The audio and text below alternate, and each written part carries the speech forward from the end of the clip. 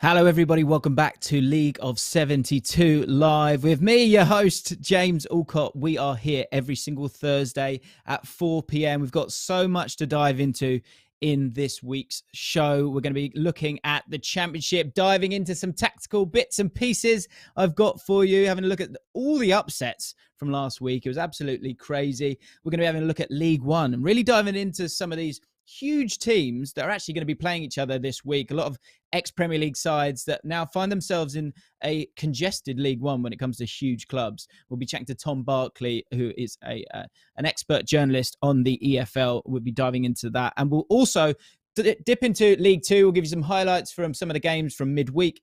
And of course, we've got to talk about Leyton Orient. We'll be deep diving on them and their front three and how well they've acclimatized to League Two this season, and they're really pushing for promotion. We'll talk about the front three very soon. Remember, this is your show, guys, and we want you to be involved all the way through, so make sure you get involved with the live chat. And also, if you're going to a game this weekend, make sure you call it in the comments. Let us know your big predictions for this weekend for your team, because you know your team the best. There's one thing I haven't spoken about, which is the main man that we're going to be talking to today, Keane Lewis-Potter, the main man for Hull City. I'm delighted to say that Keane joins me right now down the line.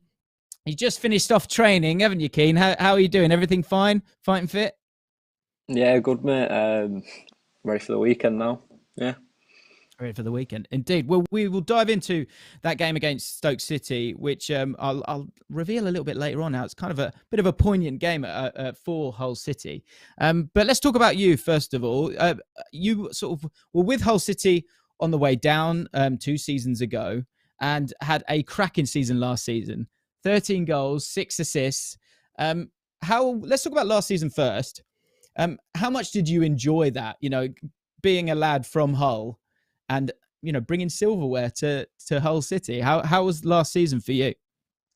It was, well, can't really put it into words. It was unbelievable. I think throughout the full season was excellent. We had a little dip at one point and then we got back together. Yeah, and I think in the end, fully deserved champions.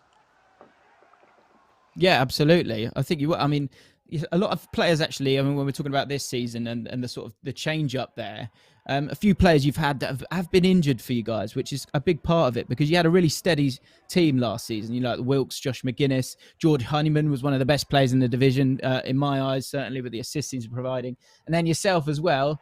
Look at these. That's slightly Henry-esque, that last finish there. But we're going to talk about Ronaldo actually at some point, because I know you're a big fan of Ronaldo. But moving into the championship this year, great start for you, and you know your own performances. You played every single game. I guess the first question is that great victory, we're seeing it now, the win against Preston, first game of the season. Do you feel like you almost like started a bit too well? Is that a thing? Is that an excuse that you can maybe give yourselves or not? Um, no, I don't think so. I think, well, like you said, I don't think you can start too well.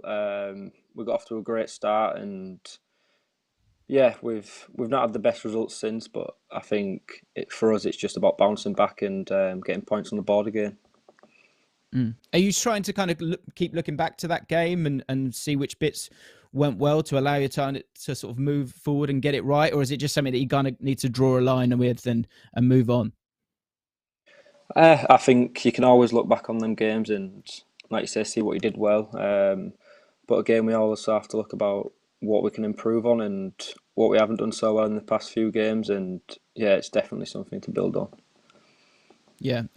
Let's talk about your role in this team then, because at sort of last time round, you know, you did have 21 appearances in the season that you went down, but so young at that point. You're still very young right now. But I think it's fair to say, and I would imagine you would agree, that you feel like you're, you know, one of the leading lights in the team, you know, one of the main men in terms of the output that you need to contribute to keep Hull City in the division. How are you finding it being in the championship and being one of those players that, you know, the other guys are looking to get you goals and results? Yeah, I think as a forward player, you're always expected to score and create chances or create goals. And I think for me, I honestly don't feel the pressure of doing that because I believe that's my job and that's a forward player's jobs as well as a midfielder's. But Yeah, looking back on 2 seasons ago, it was difficult for all of us. Obviously, after January, it wasn't so great. But again, last year we built our way back up, and like I said earlier, was deserved winners of League One. And yeah, this season it's been a tough start, but I know we can all bounce back.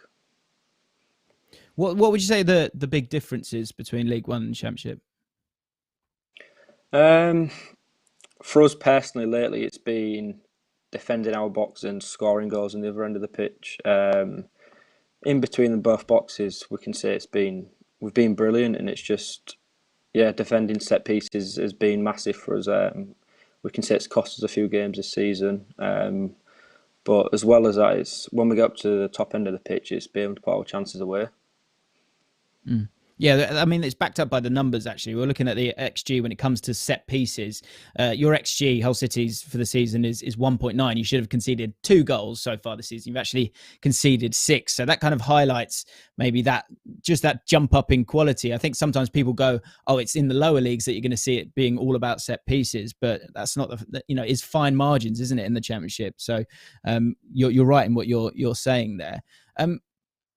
The main aim, I guess, this year is to stay up. How would that feel for you as a lad from Hull to be able to kind of to keep the team up? How would that feel? Well, I think as a squad, as with the team we've got, I think we've got everything we need to climb the table and get as high as possible. We've all got our aims. We just want to finish as high up as possible. And from the start of the season, we've always said our aims are to reach the top 6. And until we can't get there anymore, it's just finishing as high as we can. Yeah. And do you think it is just that one moment, you look into this weekend, the game against Stoke City, just that one, not even just performance, because I think some of the performances have been there. I'm a QPR fan, and we, not me, but obviously the guys, they beat you guys 3-0, but it wasn't a 3-0 game. It was incredibly tight for a long period of time, and then a couple of moments happen and it changes. Does it feel like you're right on the edge of something? You just need to kind of maybe get that little bit of luck this weekend? Yeah, yeah, like you said, then it's 100% that. I think it's maybe gone on for a while now, but once we get that result, once we get that victory, it'll all start coming together. The same happened last season, obviously in League One. A few defeats, draws, and as soon as we got that win, we went on a roll. And I think back end of the season it was 14 unbeaten, 15 unbeaten, and yeah, I think if we can do the same this season, it'll be a great season for us. Yeah. Let's have a look at your development then, because I did want to talk about Ronaldo a little bit. We were chatting just before we went on stream today about kind of the players that you like. He's one of your heroes, isn't he? And I think there's elements of it in your game. I know you're probably too humble to say it yourself, but what do you love so much about Ronaldo, and what aspects of his game are you trying to kind of implement yourself? As everyone can see, his main threat is scoring goals. He's always in the right place at the right time to put the ball away. But as well, his work ethic off the ball or when his team are in possession, he always seems to be in the right places. And yeah, like I say, just sticks the ball away for fun. Mm. And we were talking as well. So FA Cup, you get Hull City get Man United. You're going after that shirt. I just want to break down, how does that work? You got, Jacob Greaves fancies it. Matt Ingram fancies that Ronaldo shirt. How Josh McGuinness wants that Ronaldo shirt. How are you going about it? Because I know, obviously you're a Hull City man. You've been there since you were 14, but I know Man United were in your heart as well at one point, and Ronaldo's the guy. I'd just love to know, what is your strategy to get that shirt if that day ever comes? Um, well, like I say, it's telling the lads I'm having it. Get there as quick as possible. But when he said then, Matt, how do you think when he that said, conversation will go?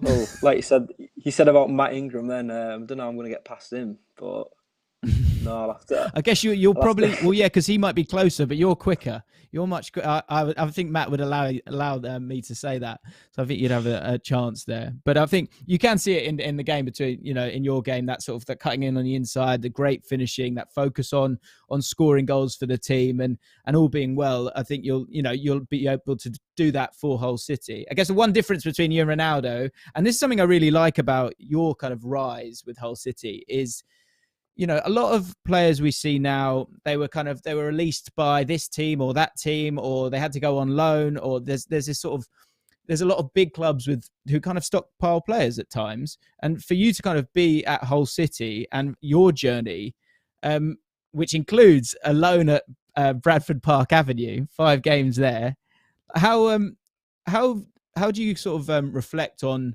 your sort of rise up until now? Because it is a little bit different. It's a bit more grounded than other players that you must have come across and played against.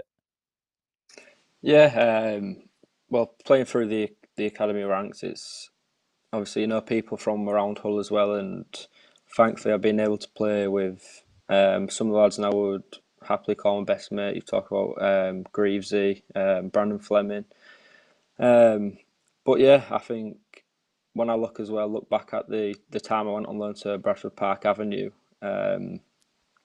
it was one of them where I was playing the academy. I was used to playing every game. I went on loan then, and it was different for me. It was seeing another side of the game where I'm not playing. I think I started 1 game for him, and it was just coming off the bench. But yeah, I think it was, for me at that time, at a young age, it was tough for me because I was used to playing all the time, and going there and not playing, it was different. But I think you have to see that side of the game as well.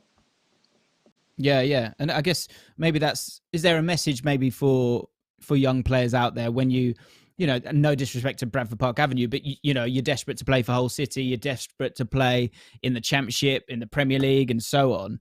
Is that one of those moments where what was the emotion with that when you're not getting a game there? Was it an element of doubt? Was it an element of kind of realization of, I need to really get my head down here? Not saying that you weren't. What was the kind of emotion at that time? Because you've gone from strength to strength. It's amazing. Yeah, I think you can see it in different lights. You can be angry.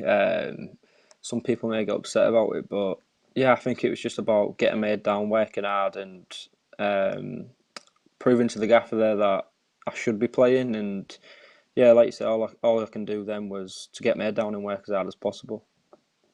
Mm.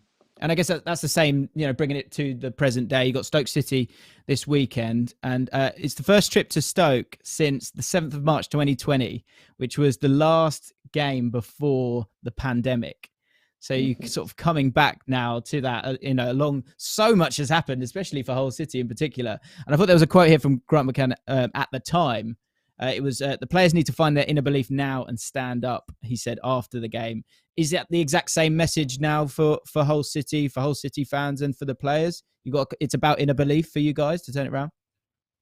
Yeah, I think all those players have got self-belief. We all believe in each other. It's just finding that click, and once we can play like we have shown before that we can play together, it's, I think we can beat any team in the league. As we've shown last year, and obviously we've added players this season and who have made us a better team as well. And I think, yeah, like you say, it's getting that performance right, and we'll get there. Okay, there you go. There's the message to Hull City fans. We'll get there, says Keane Lewis-Potter. Keane, thank you so much for spending a bit of time with me and having a chat. I've loved it, and we're all rooting for you. Best of luck this weekend. Thank you, mate. Thank you very much. Speak soon, mate. Thanks a lot to Keane there. What a lovely guy, and a cracking player as well. If you haven't been keeping an eye on Keane Lewis-Potter, he really is one of the talents of the Championship at the moment.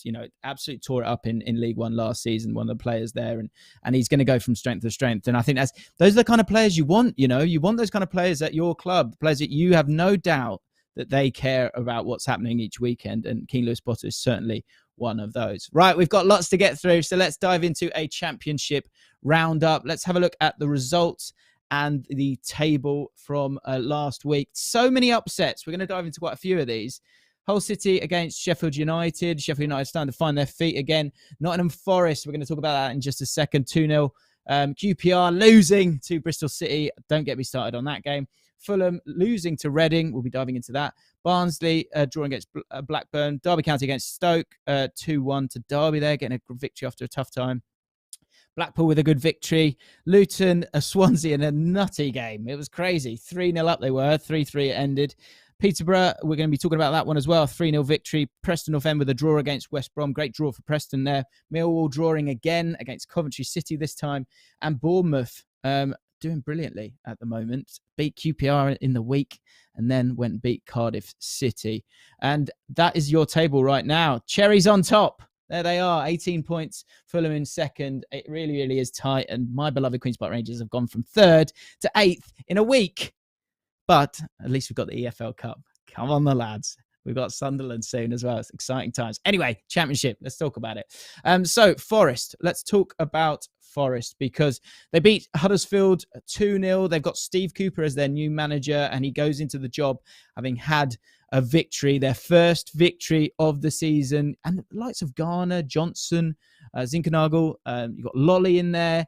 The game against Huddersfield was fascinating because actually, in terms of possession, it was all down to Huddersfield. But the big change was a change in the formation. 4-2-3-1 has been what they've kind of stuck with throughout the season so far. But they made the change. Stephen Reid, taking the assistant manager's job or caretaker job and went to a 3-4-2-1, 3 at the back instead of 4. And it did make a change. They started off a lot better. 2 big chances, which was great for them. As I said, 29% possession was interesting because Huddersfield, 650 passes. What do we think about this kit as well, by the way? Cracking goal by Lewis Grabban. The important thing here, I think, with Grabban is he's had some of these chances. They just haven't had many of them. 0.5 big chances created per game on average this season. But you had the likes of Johnson and Lolly. Getting that little bit of luck as well helped them. But having Johnson and Lolly playing as inside forwards, they had a little bit more room to roam. One of those where I wouldn't get ahead of myself if I was a Nottingham Forest fan. I also, I'd love to know who's purchasing that away kit. I mean, it's one of those. At least you're going to get spotted. But they've got a victory in it. So who am I? Who am I to have a go at it? But they got the victory. Forest fans, you'll be delighted with that. And that gives you a chance to start to creep up the table. Bit of a surprise, but I guess it's one of those, isn't it? It kind of relieves the pressure when the manager goes sometimes, and then you see the change in the team. Reading with a fantastic win against Fulham. They're Jekyll and Hyde, Reading, and I think it's due to the style of play this season. They're always creating chances, but they're susceptible to the other side of it and the opposition creating chances as well. And Fulham fans they'll be a little bit heartbroken. You know, they've lost 2 out of the last 3, a game against Blackpool and, of course, this one against Reading. But look at these stats here. 65% possession to Fulham, 25 shots to 8, 9 corners to Reading's 0, 4 big chances to Reading's 2, and the XG 2.8 to Reading's 1.31. That kind of summarises what it's all about with Reading. There's going to be games where the XG gods will sort them out. But the main man was this man. Ovi Ajaria, I love watching him play. I think he's awesome. I think he's a little bit underrated because we only actually end up talking about him when he scores goals like this. And maybe that's what needs to be added to him a little bit. 3rd appearance after being injured, scored both of Reading's goals. And he only scored 3 goals last season. So, I mean, if he can get a few more, then you can be excited about that. They got themselves back in it. But, yeah, a good victory. And this for a save, by the way. Woo! Absolutely incredible save by Luke Southwood, who came in for Raphael. When we're talking about Ajaria, what's interesting here, and something to keep an eye on when it comes to Reading, is his partnership with Swift. We spoke about Swift last week when we had George Ellick on the show, and we spoke about the 10 top players in the FL right now. Swift was number 1 because at that point he'd scored 77% of Reading's goals. But there could be an opportunity now maybe to mix it up a little bit and not rely on Swift as much. Let me show you these heat maps because I think it does really tell the story. So here's Ajaria. Ajaria, in terms of picking up the ball, great thing about Ajaria is that he's one of those players who can drive with the ball. So you can see him in the sort of blob on the right-hand side, picking up a little bit deeper for the team. And actually is very tenacious in the game as well. He won 7 out of his 12 ground duels, won 6 out of his 8 aerial duels as well. Which is fantastic. But also that second spot. You see that second spot a little bit further up. He was happy to kind of go into that spot. Now let's have a look at John Swift, his heat map, because of course he's integral to the way that Reading play. And look, it's in the exact same spot. And so if we show both of them now, this is two players who are kind of getting in similar areas. Now, this isn't a problem. What this shows is that it allows Swift to maybe get himself in the box a little bit more at times, because you can utilize different players in these areas. I thought that was really interesting. And as I think Reading are a team that seems like they're better going forward than the other way around at the moment. I mean, and that said, scored 15, conceded 18 at the moment. Ajaria maybe moving a little bit further up the pitch could be an interesting one for them going down the line, because, yeah, they've had a mixed, I mean, last 5 games, say, lost 2, drawn 1, won the last 2. So interesting times for Reading, and I think Reading fans will be optimistic about this, but Fulham fans, they shouldn't be up in arms after that. Derby County, they got a victory as well after obviously a very difficult week last week going into administration, and it was a cracking day for Max Bird. They sold the away end out. Derby fans should be very proud of themselves after, as I say, showing that emotional resilience. But Max Bird, 21st birthday. This is his weaker foot, apparently. Right foot. Curls it in. Great stuff. Really tight game, this one. Stoke City have really impressed me this season, but it was Derby's day. Curtis Davies, one of those moments where the goalkeeper will not want to see that one again. Both teams had 5 shots on target. Derby actually had 14 shots to Stoke's 13 and 8 shots inside the box as well. The XG was similar, a little bit more to Stoke City. And a quick shout out to Lee Buchanan, who I know Tom Ince scored for Stoke down that right-hand side for them, the left-back position for Derby, but no one won more ground duels than Buchanan with 6 in that game. So him really stepping up for Derby in that game. Moving on again, more upsets. Peterborough getting a win. They needed a win. We were talking about the promoted teams a couple of weeks ago on the live show, and a big thing was, yes, it's about moments in games. First minute, you've got an own goal from Harley Dean there. Then you've got a penalty, which feels a touch soft, but maybe he didn't get the ball, so probably is a penalty there. Johnson Clark-Harris, 35th minute, puts that away. And then George Grant in the 50th minute scoring for the Posh as well.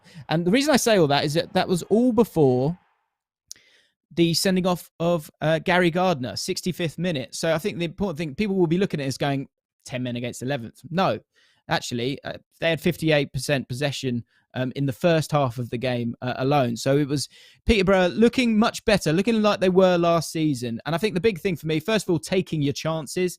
Birmingham fans will be disappointed with the last couple of results. Bad defeat against Fulham. But this one, I think they would have been hoping that they would get something from it. And they had the chances. If you have a look at XG, 1.27 goals to Peterborough, 1.85 to Birmingham, who lost the game 3-0. You've got to take your chances. And there were a couple of chances. One from Ryan Woods, one from Chuck Sanike. We can show you it now. It's big moments. You've got to take them. So 3-0 is perhaps harsh. But there's one from Chuck Sanike here. Come on, son! I just couldn't put it away. But I think they're knocking on the door here, Birmingham. They've got to kind of keep themselves moving forward. And they're going to be in the mix-up. I do think they will be in the mix-up down the line. Peterborough changed their formation. And the big thing for me, they got the front three working in a much better fashion. 4-3-3 instead of the 3-4-1-2 that they've been playing recently. They've also tried 4-4-2, but having those kind of wide players, Lang, Johnson, Clark, Harris, to play through the middle seemed to make a difference. And it also made a difference for the midfield 3, where the players they knew their role. You had Oliver Norburn, who was able to dictate the tempo, 76 touches, 54 accurate passes. Jack Taylor was providing the extra legs.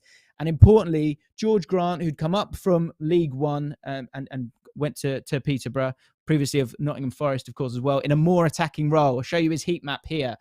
Previously, when they've been playing 2 in midfield, he's been collecting the ball a lot deeper, but him allowing to be further up the pitch, and of course, it paid dividends. You know, he won the penalty, and he was outside the box for his effort, which hit the back of the net as well. So some nice little moments there, and I think that will be what Peterborough look to do moving forward. Next up, Blackpool.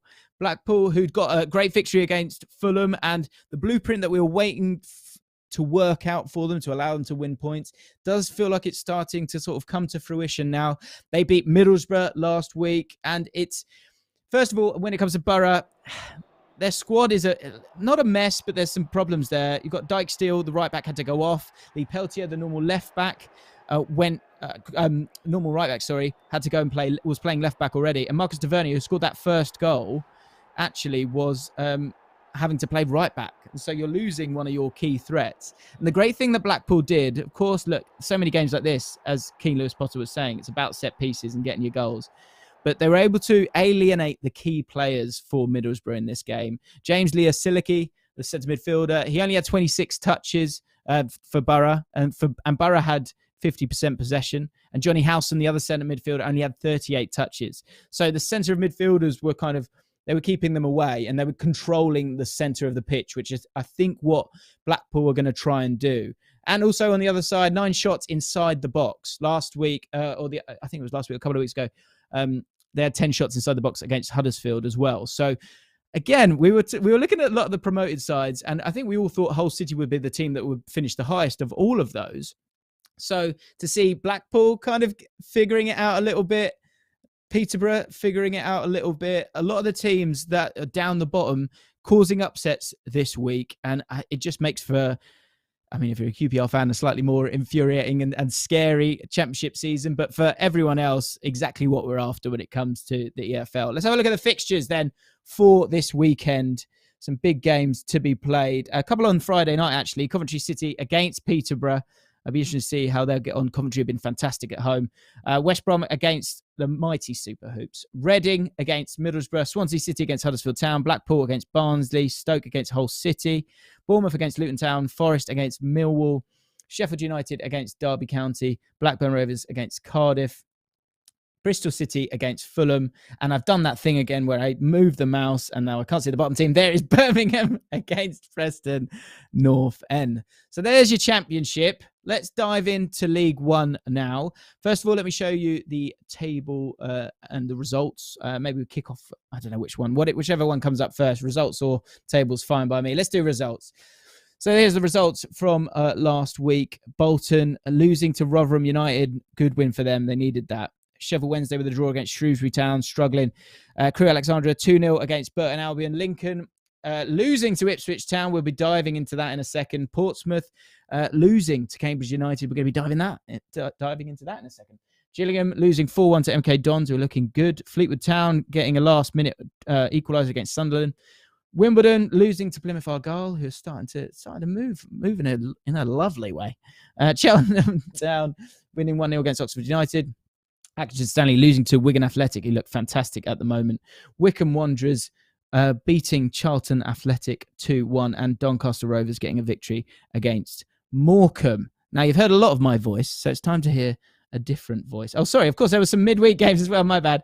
Portsmouth drawing 2-2 with Plymouth Argyle. Crewe Alexandria losing to Morecambe, which is a shame for them after getting that first victory. And Gillingham against Charlton. We'll show you the highlights from that Gillingham-Charlton game in just a second. So when we look at the table here, what you can see is that, yes, there's some huge clubs in this league, but they're not all at the top. It's very interesting. And we're going to be diving into a lot of these teams that are playing each other this weekend, notably Charlton playing Portsmouth, Sunderland playing Bolton Wanderers, and Ipswich Town playing Sheffield Wednesday. EFL sports writer Tom Barclay joins me now to dive into what is something that we've said every week, actually, to be honest, when it comes to League One. I think this is a unique League One season, isn't it, Tom? Where we've got just juggernauts of teams in there, and it's not as easy as they maybe would have expected, is it? No. Hi, James. Thanks for having me on. This season seems to be about as wide open as ever in League One. There's so much stiff competition. And as you mentioned, so many teams that have, for a lot of people, they think of them as sort of the Premier League teams of when they grew up or when they were younger. But obviously they're not the same teams as they once were. And a lot of them are finding that just getting out of League One is nowhere near as easy as maybe some people might think it is. Absolutely, Tom. And that's what we're going to dive into now. We're going to have a look at some of these teams because, as I said, some of these guys are playing each other. We'll show you the fixtures again a little bit later on. But we kind of want to, if you want a redemption arc, you've got to know, where you've been to move forward. Yeah. And what's fascinating here is you've got a lot of teams here, Tom, that are at different stages, I would say, of, the fall, let's say, and also the recovery. So we're going to dive into each of them one by one and then dive into the games a little bit further down the line in the show. So let's go along with the league table this season.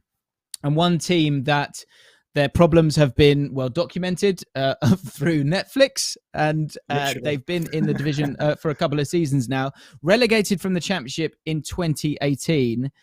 Sunderland are the latest poster boy. I think there's a lot of poster boys, but I guess for them, probably the biggest surprise is being how long it's kind of taking them to bounce back up for a team that is, in terms of the attendances that they can bring together. You expected them to kind of bounce up, but they found it a lot harder than they expected when they went down to that Burton goal back in 2018. Changes in ownership, often that is the case with some of these teams when they go down, where it feels like it's not worked and they kind of need a rebrand and a new owner. And in Kirill Louis-Dreyfus, as the youngest chairman, I think a lot of Sunderland fans would have been a little bit scared of that happening. But have you been impressed by the approach of Sunderland this season? Yeah, there's a lot to take in there from that opening sort of gambit. But I think when you look at some of the other teams we're going to talk about who've been stuck in the lower divisions, if the goal was to get back to the Premier League for much longer than Sunderland have, it just sort of speaks to how difficult it is to turn around a situation when it only feels like it's going one way. Sunderland obviously fell straight through the Championship at an alarming rate, and now they've got into League One, and they found it's much more difficult to get out of it than they probably expected, given, as you say, the massive following they have, and the fact that they've spent a fair bit of money in that time. The likes of Will Grigg over the years, it didn't work. But as you say, Kirill Louis-Dreyfus come in, the youngest chairman in the Football League, but he's shown some pretty mature thinking, particularly when it comes to sort of long-term strategy. Brought in a new sporting director, overhauled the academy, I believe. Brought in data analysts to sort of look at not just bringing in new players, as we often see, and there have been plenty of new faces for Lee Johnson this summer as well. But it's taking a sort of holistic approach to turning this, as you say, juggernaut around. And so far this season, with a manager who's shown he plays football the right way and often gets the best out of young players, as he showed at Bristol City and in other clubs before, it's been solid progress, I would say, so far this season. Yeah, I would agree. I think it's interesting, isn't it? I think that word maturity is something that we probably wouldn't have expected, but you're right. It's a calmer approach. It's certainly when it comes to the transfers, it seems a lot smarter, because Sunderland and a lot of these clubs, very, very attractive. I think you've seen it. We chatted with Sam Vokes recently, and I think people would have been surprised that he would have gone to a club like Wycombe. But I think that there are a lot of those players available if you can kind of go and get them. But Sunderland have gone with a sort of a younger approach, losing their main striker in Charlie Wyke. I think, again, people would have been nervous, but a couple of youngsters have come through this season in Callum Doyle and Dennis Kirkin from Spurs and Man City. And it makes sense, doesn't it? And it's shown when we look at the table at the moment, and look how they've got on in terms of the goals. And I think they beat Wycombe recently as well. I think we can show you some of the pictures from that.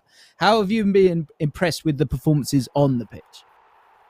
Again, they've been pretty solid. Most games are pretty tight as well, so it's not like they're blowing teams away at all. But you mentioned losing Charlie Wyke, 31 goals last season in all competitions. That's a huge, huge loss. But you got credit their sort of succession planning, because they brought in Ross Stewart in January from Scotland. He sort of played second fiddle to Charlie Wyke, but he's come in and replaced him seamlessly. Already scored a number of goals this season. Looks at a decent target man up front, and looks like he should be able to continue it. And then behind them, Aidy McGeady's probably the best player in the league, definitely from a technical point of view, and he seems to be in the mood at the moment, so that's going well. They've brought back Elliot Embleton, who they decided to loan out to, I think it was Blackpool last season, who obviously got promoted, and that was probably a poor decision on reflection, but he's come back into the team and is doing well there. And then, as you mentioned, I mean, Callum Doyle, this is a player that I'm hearing quite a lot about. Lee Johnson's got a good relationship with Manchester City, so I imagine that's probably where this particular move came about. He's only 17. He's a very strong young lad, like physically, but also brilliant on the ball. And speaking to some of the other guys who cover Sunderland, on a sort of weekly basis, it sounds like he has a genuine chance one day of making it right to the top. So 2-year loan there. It can only be great for his development, and purely from sort of Sunderland's point of view, he looks like such a prospect already, despite being so young, that he could actually genuinely help them in their ambition to get promoted this season. Okay, let's have a bit of fun with this as we go along, because what I'd like to get from you, Tom, is this could be their year ranking. And so that if I give that a mark out of 10, Tom, for Sunderland first up, then what is out of 10 being this is definitely their year, what is your mark for them in terms of this being their year for Sunderland? Well, I'm quite wary, James, of going sort of too hard too early, but you've got to fancy Sunderland, don't you? I'm okay with that. Bear in mind that since they got relegated to League One, they've had a few different managers, but they haven't ever really, when you look at their league position, or they haven't got promoted, but they've actually done pretty well, even if the season itself was deemed a failure and had all sort of different problems. So given how it sort of seems to be coming together off the pitch, the team looks very strong, the squad looks very strong. It really, top two. I know we're going to go very strong at the moment, but really automatic promotion should be the target. And given that they've started solidly but not spectacularly, you can probably presume that's likely to improve from there. So I'm not going to go 10, but I'm going to go 9. I think it'll be a big. I've got a great. He's going 9. He's going 9, guys. I repeat, he's going 9. Gone big already. Bolton, we dropped down a little bit. I imagine these marks will probably go down a bit as we go down the table, but so be it. Bolton Wanderers, 8th in the league at the moment. There's been point deductions, there's been transfer embargoes since they went down back to back into League One, then into League Two, and it feels like the big change was yes, ownership with Football Ventures, but how much of this has to go down to Ian Evatt, because it feels like to me that he is a very unique manager for any football club. Yeah, I mean, I suppose probably kind of like the antithesis of what we probably have in mind, particularly if you don't support Bolton, of kind of Bolton football, because I think most of us have Sam Allardyce in mind. Not to say that wasn't hugely successful, but it probably wasn't the most aesthetically pleasing type of play. But Ian Evatt is the opposite, really. It's pass, and pass some more, and it can be really, really entertaining to watch. He came in and back to Football Ventures. I mean, first of all, it's good to see the way they've steadied the ship, because every summer it felt like, particularly under the previous ownership, it was always a sort of Bolton in crisis problems, financial problems off the pitch. But that doesn't really seem to happen as much.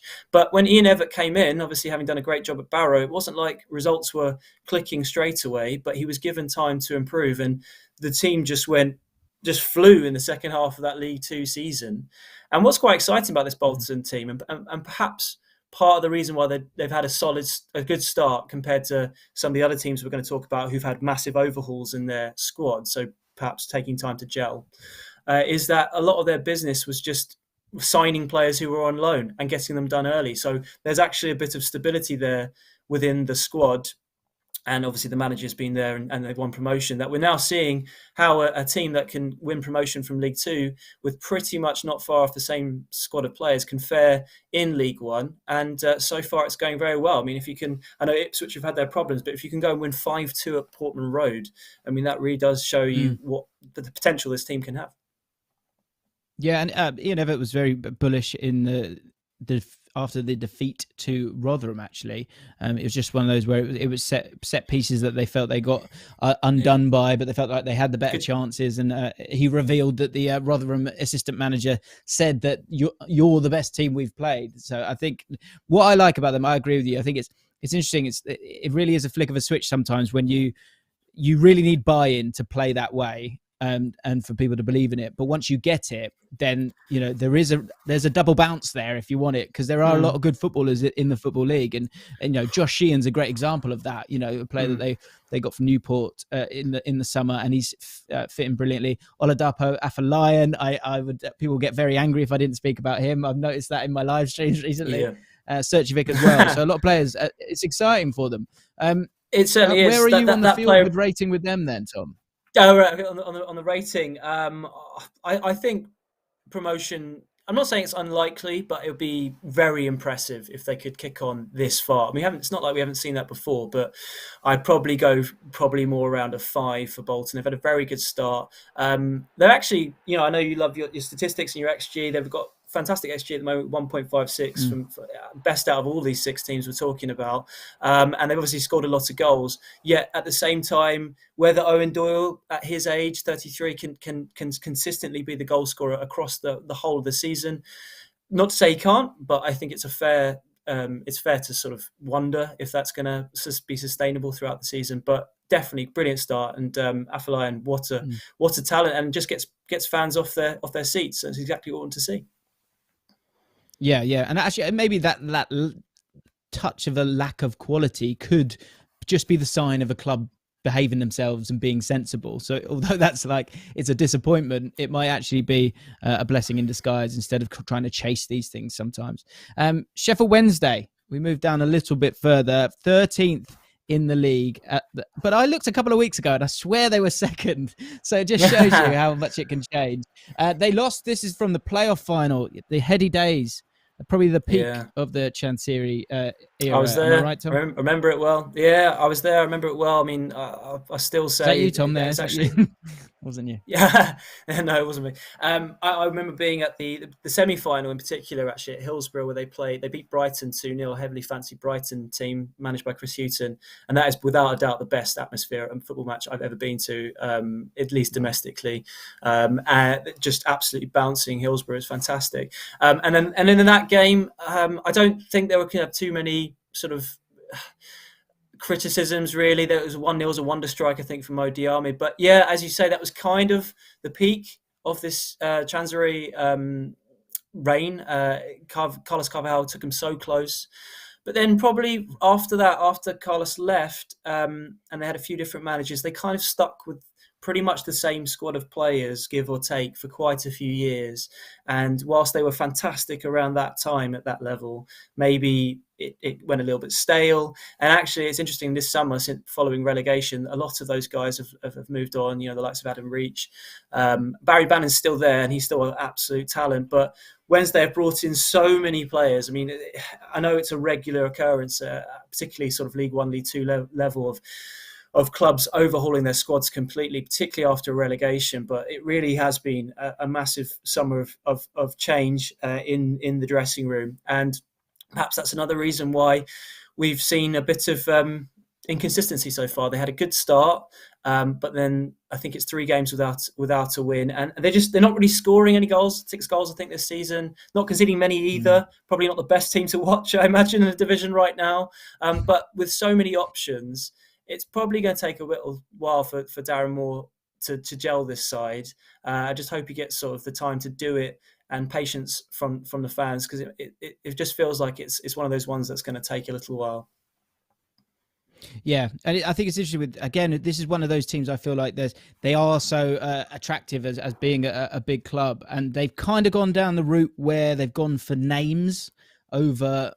how strong are they right now? I honestly can't answer how good Lee Gregory is anymore, or how good Saido Berahino is anymore. Lewis Wing alike, Shadipo I think is a good signing for League One. But so those make sense. And in Barry Bannon, you just saw him score a screamer there. There is quality there, and Gregory tapping one in, we know that's what he can do. It feels like, in terms of the stage of the journey of these different clubs, this is very early on for these guys, and it's going to be, is it all on Darren Moore to try and kind of find the chemistry? Because it's early days, isn't it? Yeah, it's a bit, it's a lot on him to do it. But I mean, he had a pretty good spell at Doncaster before to suggest that he can do well at this level. But I think you're fair in your question marks, I suppose, over some of the players that have come in. Not to say that they can't recapture some of that amazing form. And I was just looking over Saido Berahino's stats, and we forget what a player he was, what a prospect he was. Yeah. We generally thought he was going to go on to be one of the top Premier League players. And under 21s for England, he's got 11 goals in 12 games. I mean, that's a fantastic record at that level. We obviously know it didn't work out. Got the move to Stoke, didn't score for all that time, and he moved away to Belgium. And I think I saw an interview with him the other day where he said that was, just what he needed. And to be fair, came in, scored a bullet header to begin with. So let's just see if he can stay fit.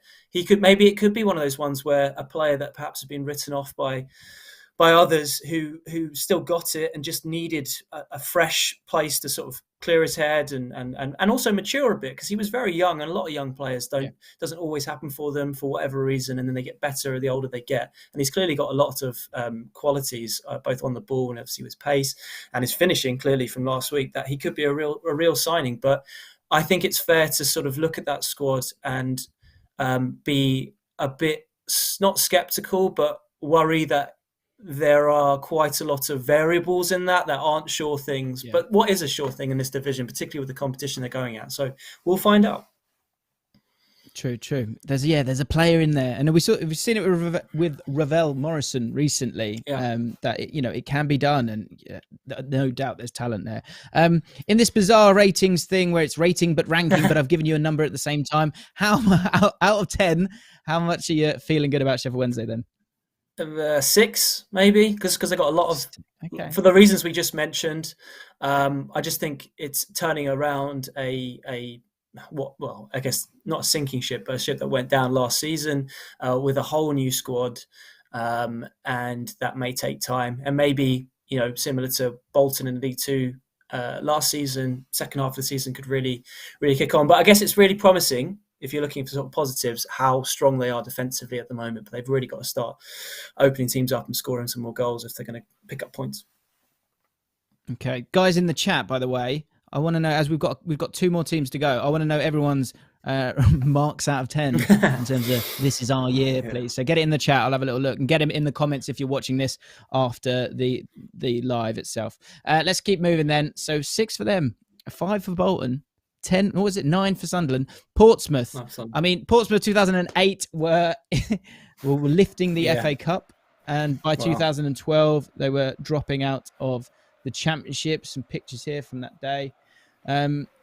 Lots of upheaval here as well, and even in the summer as well. I guess first of all, in terms of the ownership of the club, Tom, but then also an element of stability with Kenny Jackett, but that was changed as well in the summer, wasn't it? Yeah, I mean, Portsmouth probably the ultimate example of sort of boom and bust. They winning the FA Cup. What a team that was! When you look back, you think Defoe and Crouch and Campbell and Distat. I mean, amazing. Lassana Diarra. I mean, wow, what a player he was. But obviously they had their issues and went all the way down. A nice example of where fans taking over a club can really sort of stabilise it. That's what they did. But then eventually Michael Eisner, the Disney CEO, took over. And they've been pretty stable in League One, but obviously they've been looking to get out of it for quite a long time. And I think that's probably eventually why Kenny Jackett left the club, because essentially he didn't get them promoted. I mean, his style of play isn't for everyone, although it's being very successful at the moment at Leyton Orient, and has been in the past with other clubs too. And they've gone for the Cowleys, who actually historically, I mean, I remember watching the Cowleys Lincoln team in the Johnston Pate Trophy, if that's what it was called at the time.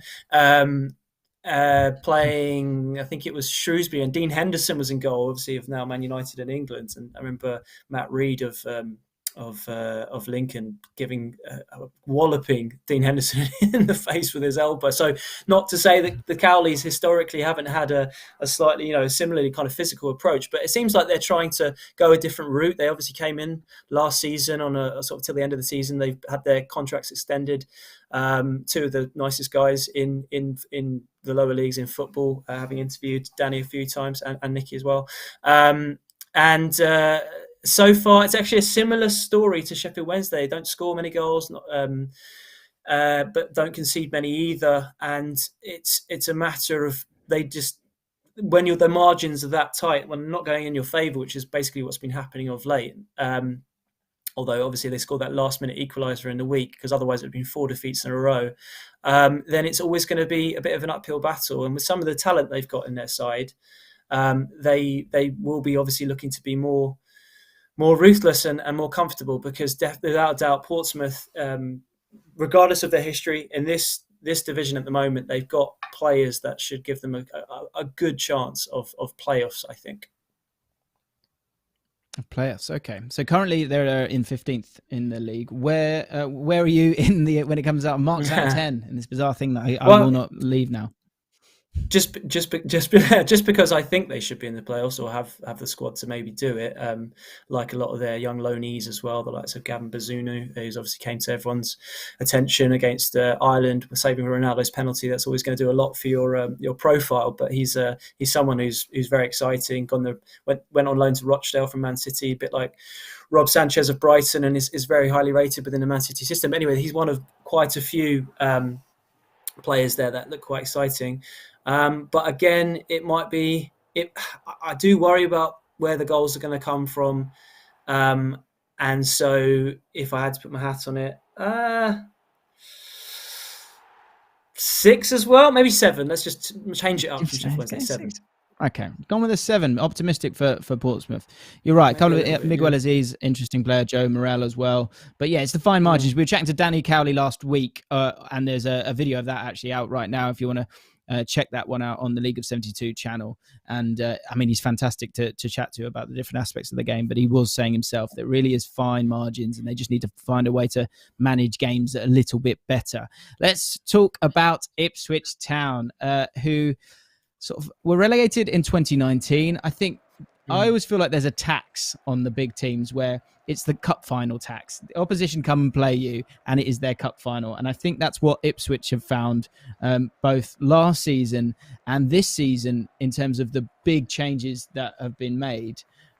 Marcus Evans still has a minority share, but there's a new group of people in town, and they're going with Paul Cook, and they're giving him his faith, and they're giving him a lot of players, aren't they, Tom? Yeah. I like your analogy of the tax. It's definitely I think that's a good way of looking at it. Ipswich for so long, with the Championship mainstays, I think it was sort of 15 years. I mean, probably a lot of fans don't even remember their Premier League days because they had the odd season. Obviously, had that wonderful season where I think they finished 6th and went to Europe and played Inter Milan. Great days with Marcus Stewart leading the line. Marcus Evans, after some early sort of heavy spending, sort of reined it in, and Mick McCarthy, I think, did an absolutely unbelievable job for a long time, and probably masked a few of the issues maybe at the club with some brilliant management. And eventually, when he went and Paul Lambert came in, it just didn't work, and obviously they dropped down. Eventually, Paul Cook's taken over with is a specialist of getting up from this division with Wigan.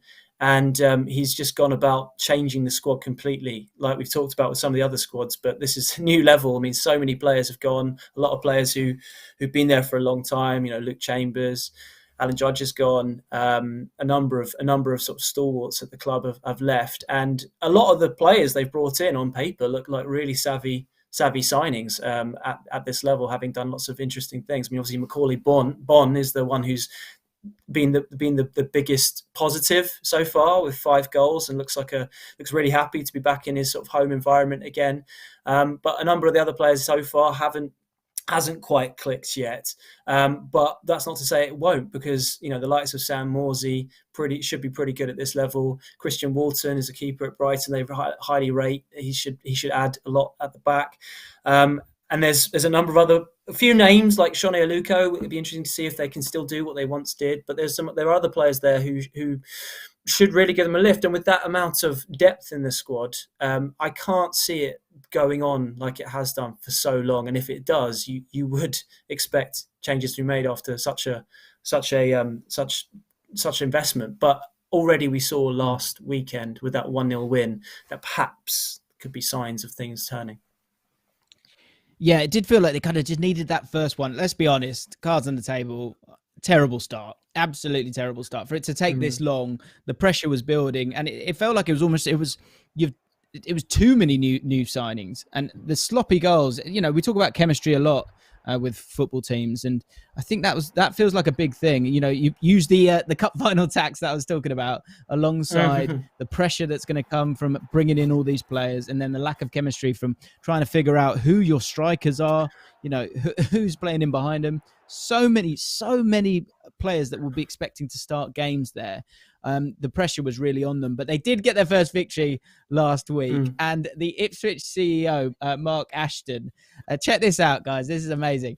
He was, I think he went with this initially. So this is him. They've won the game. He's delighted. The fans go, give us a high five, and he is really up for it initially. But what I would say, Tom, and I don't know if you agree with me on this one, is that he's thinking about now. He's thinking, I should have stopped. I shouldn't have gone in. I should have walked away now. Now I've started, and I'm going to have to give. I'm not sure this is COVID friendly. Literally high-fiving every single fan that is in. I hope there was some anti-back knocking about after that, because that's just dangerous. That's just poor practice, Mark. Please don't do that again. With Ipswich, then, give us your mark out of 10. Well, I just think a lot of they actually haven't played. I don't think they've played so terribly. Just a lot of individual errors so far, and just watching some of those goals, I mean, some of the mistakes were pretty horrendous. So you've got to expect them to start, cutting them out eventually. And with the quality of their squad, and the fact that it's such a long season in League One, that lots of teams can have bad starts and turn it right around, I still think they've got a really good chance. So I don't want to say 8, because it has been a bad start and it might continue to be a bit tricky, and I'll probably look like an idiot. So I'm going to go 7. Okay, go 7. Fair enough. And last but not least, of course, but they are struggling in 21st position. They got themselves a draw in the week against Gillingham. I think we've got some bits and pieces of that. Actually, let's just show you, first of all, them getting relegated. And it was with Lee Bowyer. They've kind of had those ups and downs, bounced up with them, then went down to the season. Leeds United were crowned champions. So double whammy for them. Chuck Sanike, of course, moved on to Birmingham, and obviously sad times, really. I'm bringing everyone down, aren't I, even just by showing them? But Lee Bowyer, he stuck with them, but went last year, and they've gone for Mr. Positivity to try and get them back up the divisions. And I think we all were expecting a little bit more. What's gone wrong at Charlton this season? It's funny, isn't it? Because Nigel Adkins, when he came in last season, actually the team sort of picked up and they almost made the playoffs. So you were expecting them to kick on. They've made a lot of, again, another club that's made lots of new signings. And maybe that's not an issue, but like what you were alluding to before, just when you have such a big squad, is that always the best? And the other day, I think Nigel Adkins dropped about 6 of his players or rested them, and it was just literally due to the amount of players he had at his disposal. So we'll see how that pans out. Midfield's been a bit of an issue. He's brought in the likes of Harry Arter recently, and you think with his pedigree and what a player he was, hopefully he can start to help that out. But I mean, as we know, sometimes it doesn't, just because you had a great career beforehand doesn't necessarily mean, the older you get, it's going to happen straight away later. Jayden Stockley's been quite a key signing for them. He was obviously on loan last season, and I think Portsmouth actually tried to get him this year. And ironically, they're playing each other in the summer. Ironically, they're playing each other this weekend, but Charlton managed to convince him to sign. He's not the most prolific of strikers, but he is crucial to the way he brings other teams into play. It's just a matter of cutting out the goals that they keep conceding.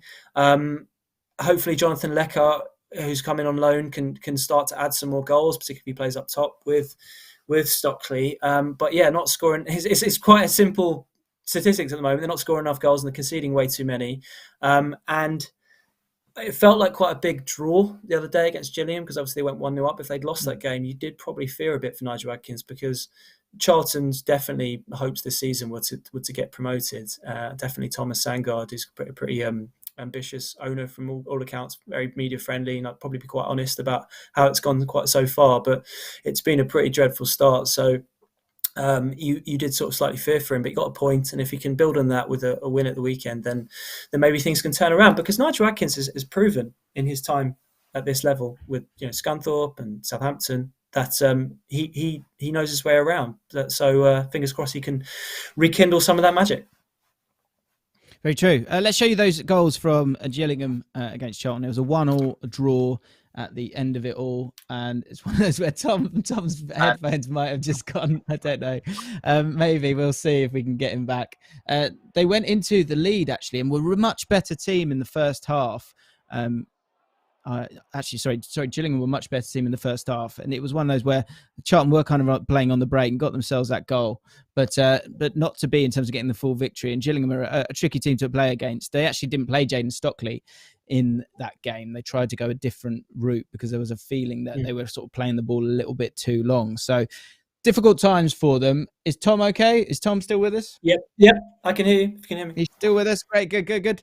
Okay, so with Charlton then, just to finish off the rankings, because they're crucial, and I'm going to read out some of yours in a second. Charlton, is this their year? This is a heel turn. I'm waiting for a heel turn here. Well, I guess I did say Ipswich still had a really good chance despite having a bad start. So maybe I've sort of boxed myself into a bit of a hole here, but I don't know. I think it could be tricky for Charlton, based on what I've seen so far. So I'll go probably more like a 5 for them. I think they might struggle to win promotion, but I think they'll still be okay. Okay, a generous 5 it feels like at the moment, but you're right, they are right next to Ipswich. Clip this up, Charlton, Nigel Adkins, get it in the WhatsApp group, and give them that fuel they need to rise up the league.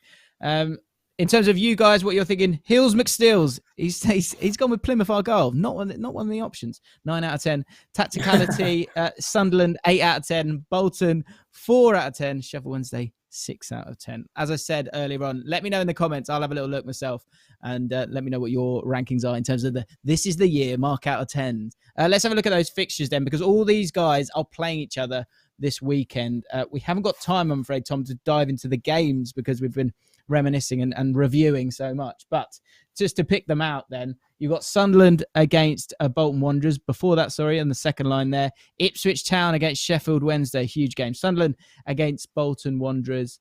Charlton Athletic against Portsmouth. Loads of big games up and down the country, but those ones we just wanted to focus on this week, and we'll see who can get the victories in the 3 points this week in League One. Fascinating season it's going to be in League One. Tom, thank you so much for spending a bit of time with us. Really, really appreciate it, mate. I hope you are, and thank you very much. Thanks, James. Appreciate it. Let's move on to League Two, guys. Because let's have a look at the results, first of all, because a couple of interesting ones there. Forest Green Rovers looking really nice now, back in their groove. But that's not an easy win, a 4-0 win against Stevenage away from home. Tranmere beating Salford 2-0 as well.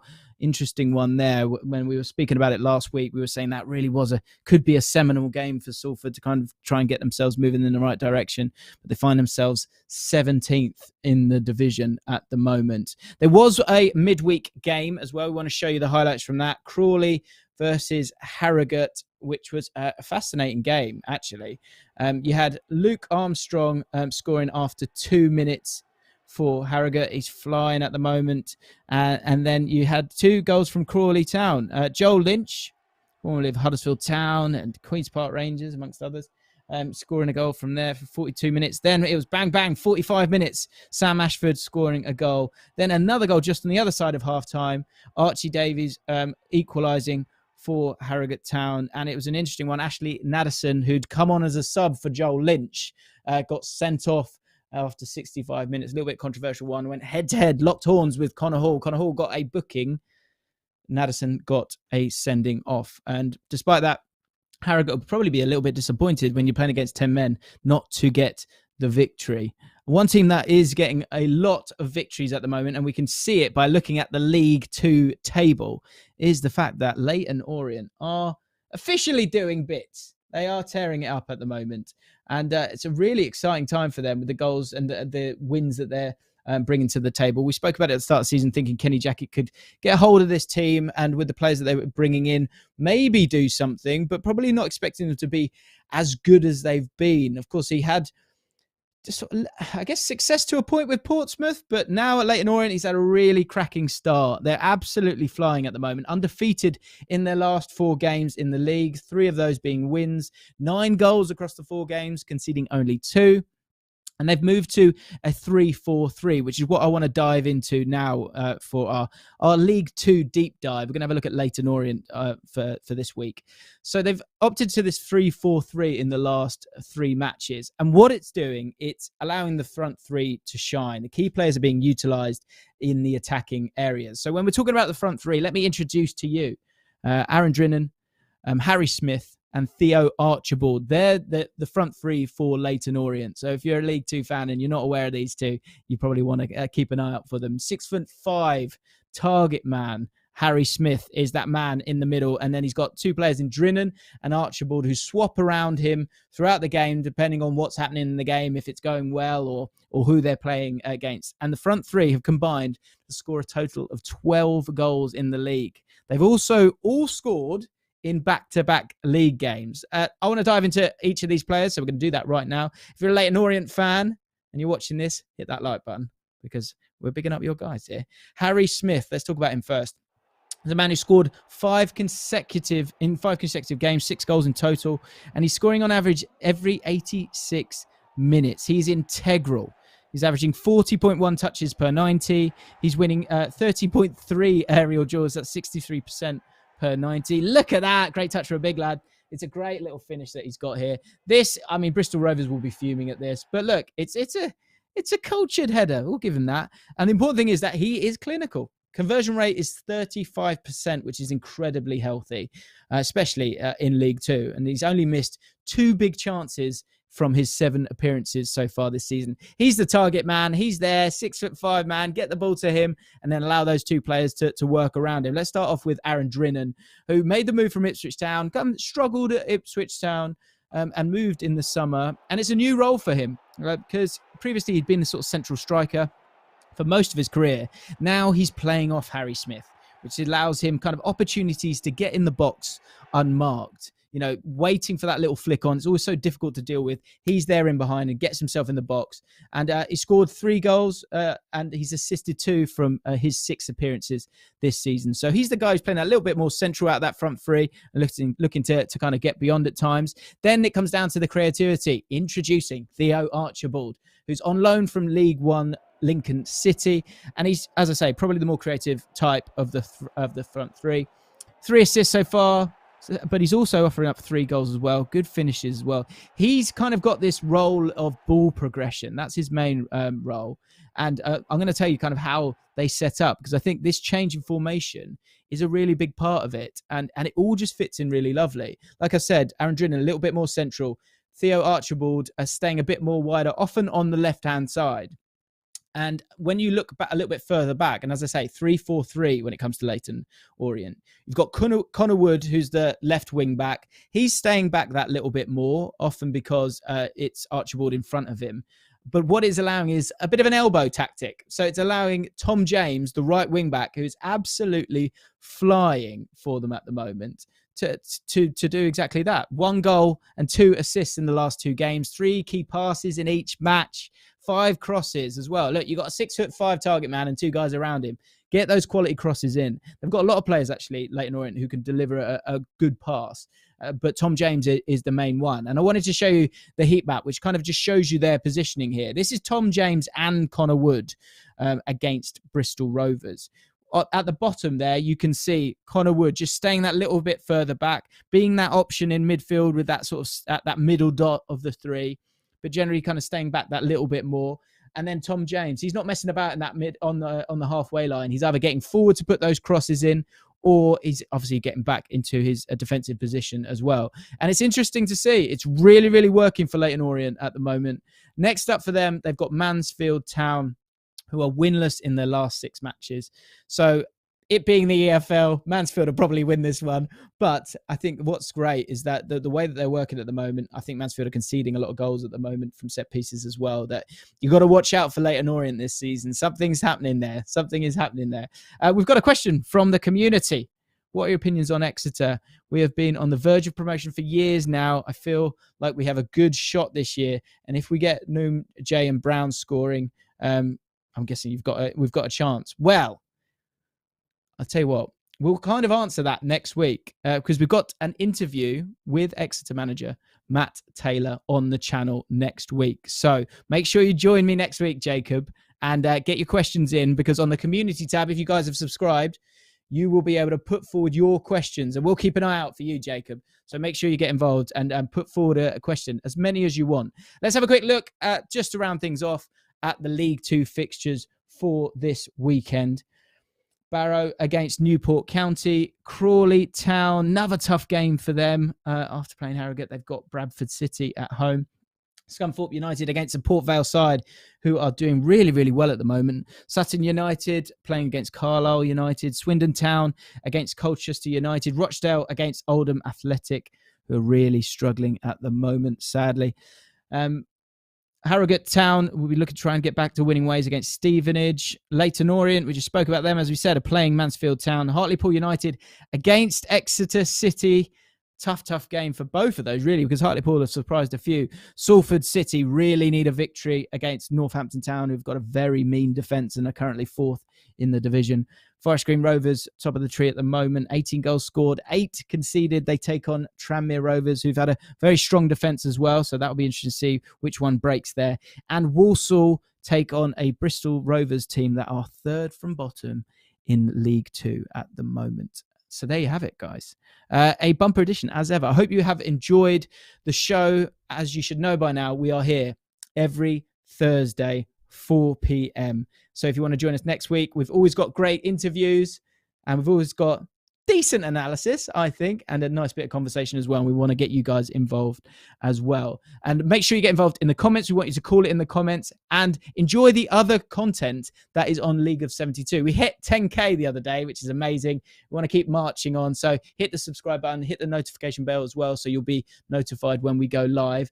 And check out some of the other content. We've got a video about some of the top 10 most skillful goals scored in the EFL. And to wrap up the show, who needs an excuse? Let's just show you one of those goals. This beauty from Wes Houlihan.